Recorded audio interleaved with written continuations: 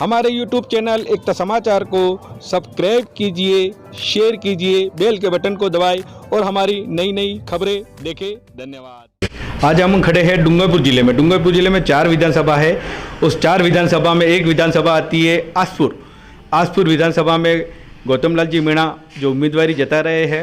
हम आपको रूबरू करवाएंगे एकता समाचार के माध्यम से इनके जीवन के बारे में और ये पार्टी में कब से है और इन्होंने कहाँ कहाँ चुनाव लड़ा उसके बारे में हम आपको ले चलते हैं। आसपुर विधानसभा रूबरू करवाते 36 कौमों को साथ में लेके चलने वाले धर्म प्रेमी, लोगों की सेवा करने वाले, दिन रात ऐसे भारतीय जनता पार्टी के सच्चे सिपाही से हम आपको रूबरू करवाते हैं एकता समाचार के माध्यम से। सर बताइए, पहले परिचय बताइए, आपका क्या नाम है? सर्वप्रथम तो एकता समाचार का हार्दिक स्वागत, अभिनंदन। आसपुर विधानसभा क्षेत्र में मेरा नाम गौतम लाल मीणा है और वर्तमान में पुंजपुर वार्ड से जिला परिषद सदस्य हूँ। सर बताइए, आप पार्टी में कब से हो? करीब 20 साल से हूँ। क्या क्या पद रहा आपके पास? मेरे पास में जनजाति मोर्चा मंडल अध्यक्ष बेणेश्वर का दायित्व रहा है और अब दोबारा मेरी कार्यशैली को देखते हुए भारतीय जनता पार्टी ने दोबारा बेणेश्वर जनजाति मोर्चा बेणेश्वर मंडल का मंडल अध्यक्ष नियुक्त किया है और वो बड़ी निष्ठा के साथ मैं काम कर रहा हूँ।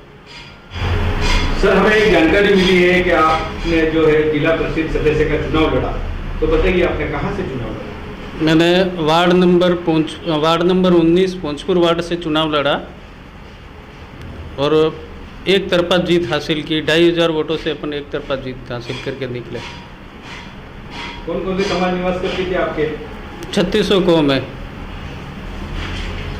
सर हमें एक और जानकारी मिली है कि जिला परिषद सदस्य आपको 2500 वोटों से आप जीते, तो बताइए सर्व समाज में आपका क्या दायित्व रहा और क्या क्या आपने कार्य किया? सर्व समाज में गया, सर्व समाज का आशीर्वाद मिला।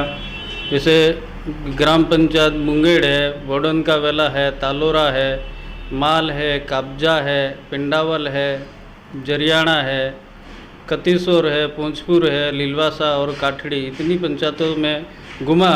सर्व समाज का अच्छा आशीर्वाद मिला, बढ़िया। सर एक और जानकारी मिली हमको कि आप आरएसएस संघ परिवार से भी हो। जी बताइए।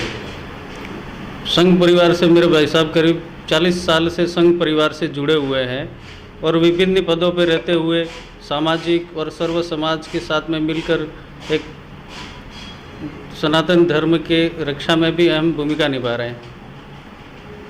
सर अभी केंद्र सरकार मोदी जी का मिशन है, प्रदेश कार्यालय से भी आदेश है कि युवाओं को जोड़ा जाए। जी, तो आपका कार्य क्षेत्र में कितने युवाओं को जोड़ा आपने? युवाओं तो अभी जनजाति सामाजिक संपर्क अभियान जो चल रहा है उसमें मेरे को आसपुर विधानसभा से सहसंयोजक बनाया है। तो इसमें मैं डोर टू डोर हर गांव में हर युवाओं से और हर वर्ग से मिलकर एक अच्छा काम कर रहा हूं और विशेषकर ये एक मोदी जी का अभियान है, सामाजिक जनजाति सामाजिक संपर्क माह अभियान। तो विशेषकर इसमें आदिवासी अंचल में आदिवासी परिवारों में जाकर मोदी सरकार की जन कल्याणकारी योजनाओं को धरातल पर आम जनों को समझाना। तो ये एक अच्छा मेरा अनुभव रहा कि इसमें डोर टू डोर आदिवासी परिवार में जाकर मोदी सरकार की जो जन कल्याणकारी योजना है उनके बारे में उनको अवगत करवाया और एक अच्छा मैसेज भी मिला और आदिवासी समाज का पूरा आशीर्वाद भी मिल रहा है कि एक युवा होने के नाते युवा पे लोग ध्यान केंद्रित कर रहे हैं। कहीं कहीं युवाओं को आगे लाने के लिए युवा के साथ में जुड़ रहा है और आने वाले समय में और भी प्रयास कर रहे हैं और आने वाली पीढ़ी और भी हमारे साथ में जुड़ती जाएगी। सर आप टिकट मांग रहे हो, उम्मीदवारी जता रहे हो, तो आप किस मुद्दों पे चुनाव लड़ोगे? हम विकास के मुद्दों पर चुनाव लड़ेंगे। बताइए विकास के बारे में। विकास के बारे में भाई मोदी सरकार की जो भी योजना है उनको धरातल पर लेकर जाकर लोगों के बीच में जाके विकास के मुद्दे पर ही हम चुनाव लड़ेंगे। जैसे मोदी सरकार की जनजातियों के लिए जो जल कल्याणकारी योजना है, इसमें वन धन विकास योजना भी है, जनधन विकास योजना है। इसमें वन धन विकास योजना के तहत मोदी सरकार ने 2021 में करीब 37,000 से ऊपर विकास केंद्रों को एक केंद्र क्लस्टर में बदला है उस मुद्दे पर। और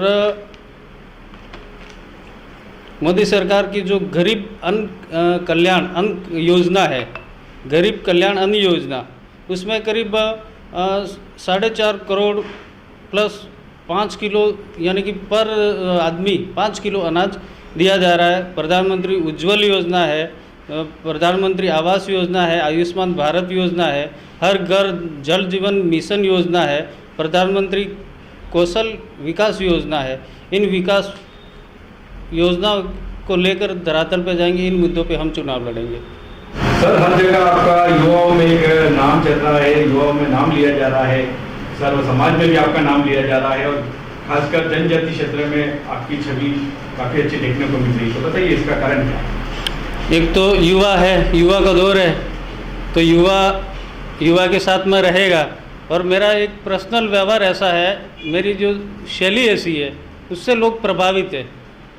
सरल और शांत स्वभाव और एक व्यक्तिगत जो व्यवहार है, उसके आधार पर जो युवा है वो मेरे साथ में जुड़ रहे हैं। सर, आप घर घर जा रहे हो, जनजाति का जो आपको दायित्व सौंपा है, तो उसमें हमारे क्षेत्र वागड़ क्षेत्र में क्या देखने को मिला? एक अच्छा समर्थन मिला कि जो मोदी सरकार की जन कल्याणकारी जो योजना है, तो वो एक इन आदिवासी समाज में जाके आराम से बैठ के उनको ये सारी चीज़ें समझाई। जैसे मैंने योजना अभी थोड़ी देर पहले भी सारी योजना बताई थी, उज्ज्वला गैस योजना है, शौचालय है, पीएम आवास योजना है। ऐसी योजनाओं को वास्तविक हम धरातल में पहुंचाने पे कामयाब रहे। इन सारी चीज़ों को लोगों को रूबरू अवगत करवाया इन चीज़ों को, तो एक नया जनादेश मिल रहा है, एक लोगों का आशीर्वाद हमारे साथ में जुड़ता जा रहा है। ये हमें एक अच्छा अनुभव देखने को मिला। सर, आपके क्षेत्र में लोग प्लान कर रहे हैं, कोई इंदौर जा रहा है, कोई बॉम्बे जा रहा है, कोई अहमदाबाद में। तो बताइए, आप अगर आपको टिकट मिलता है और आप जीत जाते हो, तो पहली विधानसभा में आप क्या मुद्दा उठाओगे? पहला हमारा लक्ष्य यही रहेगा कि जो लोग पलायन कर रहे हैं रोजगार के लिए, तो उनको पलायन रोकने के लिए हम एक इंडस्ट्री जैसा प्रस्ताव मोदी जी से लाएंगे। केंद्र में हमारी मोदी सरकार है, तो उनसे आग्रह करके एक इंडस्ट्रियल एरिया स्थापित करवाएंगे ताकि यहाँ के लोकल लोगों का पलायन रुक सके। साथ ही शिक्षा को बढ़ावा देने के लिए यहाँ कॉलेज खुलवाएंगे ताकि लोगों में, सभी संवर्गों में, सभी समाजों के लोग पढ़ सके, उसमें युवा साथी पढ़ सके। और सबसे पहले यही बात है, दोनों पलायन को रोकना मेरा एक ही मकसद रहेगा कि एक तो जो बाहर रोजगार के लिए पलायन करते हैं उनको रोकने के लिए इंडस्ट्रियल एरिया स्थापित करवाएंगे।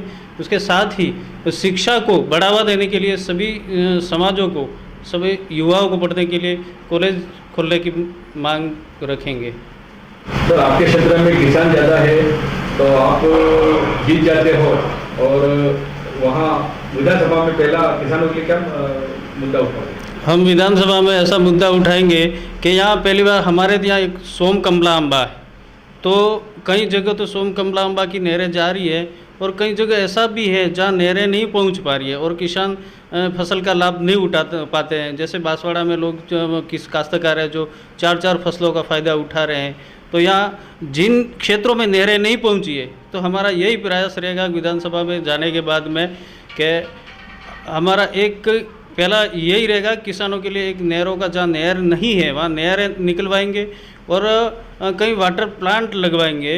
वाटर प्लांट के माध्यम से सिंचाई करने में किसानों को आसानी रहेगी और जो गिरदावरी जो खराबा हो जाता है फसलों का, तो उसकी गिरदावरी करवा के उनको खराबा का मुआवजा दिलवाने का काम करेंगे। सर, आपको टिकट मिलता है तो आप सर्व समाज और विभिन्न जातियों के लिए क्या करें? अगर संगठन मौका देता है तो सर्व समाज को साथ में लेकर चलेंगे। इस क्षेत्र में भाईचारे की भावना कायम रहे, सामाजिक समरसता बनी रहे, सर्व समाज को साथ में लेकर चलेंगे और संगठन की पंच निष्ठाओं के अनुरूप कार्य करेंगे। सर, पूर्व में भारतीय जनता पार्टी की सरकार रही, तो बताइए पूर्व में भारतीय जनता पार्टी की सरकार ने अपने क्षेत्र में क्या किया? पूर्व में भारतीय जनता पार्टी रही। एक तो सबसे पहला राजस्थान में पहला काम भाई आदिवासी दिवस घोषित करवाया, तो वसुंधरा जी के कार्यकाल में आदिवासी दिवस घोषित करवाया। और बीजेपी के शासनकाल में बेणेश्वर का यानी कि एक पुल जोड़ने का जो काम किया, सर्वप्रथम जो रोड ये पुल जो निर्माण हुए वो वसुंधरा जी के कार्यकाल में हुए, और जो एनीकट निर्माण हुआ वो वसुंधरा जी के कार्यकाल में हुआ। और जो अपने जो मानगढ़ धाम को ले लेते, जो आदिवासियों के गुरु भक्ति, देशभक्ति और 1500 आदिवासियों के बलिदान की भूमि मानगढ़ धाम को भव्य बनाने और राष्ट्रीय परिदृश्य में लाने के लिए भी भारतीय जनता पार्टी ने सर्वप्रथम प्रयास किया है। और साथ ही मैं कहना चाहता हूँ कि राजस्थान में जो गहलोत सरकार है वो हर मामले में फिसड्डी साबित हुई है। 4.5 साल में हर जगह खुलेआम भ्रष्टाचार हो रहा है। दलित आदिवासियों के स्वाभिमान के साथ में कहीं कहीं ठेस हो रहा है, कहीं कहीं दलित आदिवासियों के साथ में भी खूब अत्याचार हो रहे हैं। और तुष्टीकरण की जो बहुत बड़ी चाल खेल रहे हैं, अपराध बेलगाम है, पेपर लीक से युवा परेशान है और बदहाल हो रहा है, किसान की हालत ख़राब हो रही है, बहन बेटियों का अपमान हो रहा है। और आपने यही अभी की बात है, यहाँ पारसोला दरियावत क्षेत्र की बात है, एक महिलाओं को निर्वस्त्र करके घुमाया जा रहा है और आदिवासियों की बहन बेटियों के साथ में अत्याचार हो रहा है। यानी कि ये राजस्थान की जो 4.5 साल की जो कांग्रेस सरकार है वो बिल्कुल मैं तो कहूँगा गूंगी, बेरी, अंधी और ठगी सरकार है, जो युवाओं के साथ में सबसे बड़ा धोखा किया। मेरे को भी बड़ा दुख होता है कि युवाओं के साथ में जब कोई कंपटीशन एग्ज़ाम देने जाता है, युवा पैसा खर्च करके जाता है और वापस पेपर दे के वापस पूरा घर नहीं आ पाता, उसके पहले ही पेपर आउट। कम से कम 20 से ऊपर बार इस सरकार के कार्यकाल में पेपर आउट हुए हैं। तो सबसे बड़ा छलावा किया है तो युवाओं के साथ में गहलोत सरकार ने छलावा किया है, किसानों के साथ में भी छलावा किया। इन्होंने वादा किया था 1-2 दिन और 10 तक गिनो और तुम्हारा कर्जा माफ, आज तक किसी का कर्जा माफ नहीं हुआ है। और बेरोजगारों को युवा भत्ता देंगे, तो आज तक किसी बेरोजगार युवा को भत्ता नहीं दिया। स्मार्ट जो फ़ोन है, स्मार्टफोन कार्ड की जो योजना है वो हमारे मोदी जी सरकार की योजना है स्मार्टफोन की। ये सिर्फ रेवड़ियाँ बांटने का काम कर रहे हैं, बाकी 4.5 साल में बिल्कुल ये निकम्मी सरकार फैल रही है। हाँ, साथ ही हमने अभी ठान लिया है कि हम 3 तारीख से चारों रथ हमारे राजस्थान में घूम रहे हैं परिवर्तन संकल्प यात्रा। और राजस्थान की जनता तय कर चुकी है कि आने वाले समय में इस गहलोत सरकार को उखाड़ फेंकने का संकल्प लेके निकल चुकी है। और हमारे रथ भी अभी हमारे 3 तारीख को कार्यक्रम था परिवर्तन संकल्प यात्रा, तो उसमें उस दिन से 3 तारीख से ये एक आगाज़ हो गया बेणेश्वर की पावन धरती से कि इस राजस्थान की गूंगी, बेरी, अंधी और गुंडी सरकार को उखाड़ फेंकने के लिए राजस्थान की जनता दृढ़ संकल्पित है। और आने वाले समय में हम प्रचंड बहुमत के साथ में भारतीय जनता पार्टी का परचम लहराएंगे प्रदेश में। अभी 3 तारीख को जो विजय संकल्प यात्रा का शुभारंभ हुआ बेणेश्वर में, तो उसमें इतनी भारी मात्रा में जन सैलाब उमड़ा। उससे ये साबित होता है कि हम डूंगरपुर की 4 सीटें, बांसवाड़ा क्या पूरे उदयपुर संभाग की हम 2800 सीटें जीतकर सरकार की झोली में डालेंगे, भारतीय जनता पार्टी की झोली में। 2023 का जो चुनाव है वो हम प्रचंड बहुमत से भारतीय जनता पार्टी का परचम लहरा रहे हैं। बिल्कुल हम राजस्थान जीतेंगे 2023 में, और 2024 में भी हम प्रचंड बहुमत के साथ में नरेंद्र मोदी सरकार को फिर सत्ता में लाएंगे।